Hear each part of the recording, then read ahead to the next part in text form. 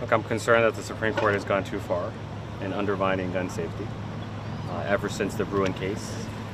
And so the latest Supreme Court decision is the latest example of a Supreme Court that's jeopardizing gun safety in America. I represent the Bronx, which is ground zero for gun violence. We have among the highest rates of gang violence and gun violence. You know, we have more guns flooding the streets of New York than ever before. And people are not only carrying guns, but are manufacturing guns at home, particularly ghost guns. And so the Supreme Court is crippling our ability to combat the epidemic of gun violence.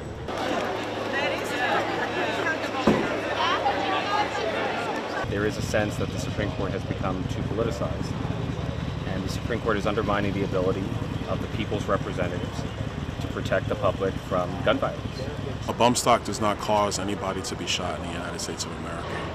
That is the shooter that does that, not a piece of equipment. The bump stocks, if you will, is really just a brace for people who have arm injuries, who still actively shoot.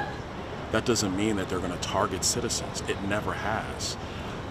And what's unfortunate is on something like gun violence, that the Democrats try to use any type of material to become the political target, to say that they're doing something. The reality is, if we want to be serious about shootings or mass shootings in the United States, we need to start addressing the mental health of people in our country, making sure they get the help that they need. Tragically, it means more innocent people are going to lose their lives because of this reactionary and partisan court, and because of the continuing deadly obedience to the NRA by an entire Republican Party. So another terrible decision, another decision that will lead to more loss of life, and sadly it's also preventable. Are the American people less safe as a result of this ruling? Without a doubt, without a doubt. There'll be some future tragedy utilizing these bump stocks,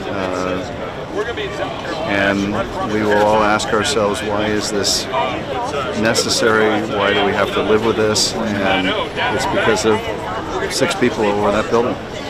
I think it was a foolish mistake under both administrations. I think this was the Trump-era rule. The pistol brace is the Biden-era rule. Both of them are foolish.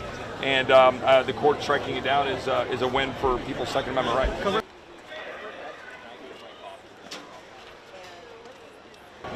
I think we have a real problem with a runaway Supreme Court and right-wing dogma around the Second Amendment. And our colleagues on the Republican side say that you can't limit even assault weapons, and you can't have a universal violent criminal background check because the purpose of the Second Amendment is to allow the people to overthrow the government. That's ridiculous. There are a half dozen provisions in the Constitution that oppose insurrection, including Section 3 of the 14th Amendment. Clearly will not work with a right-wing Supreme Court that's the Supreme Court is driving everything in the wrong direction.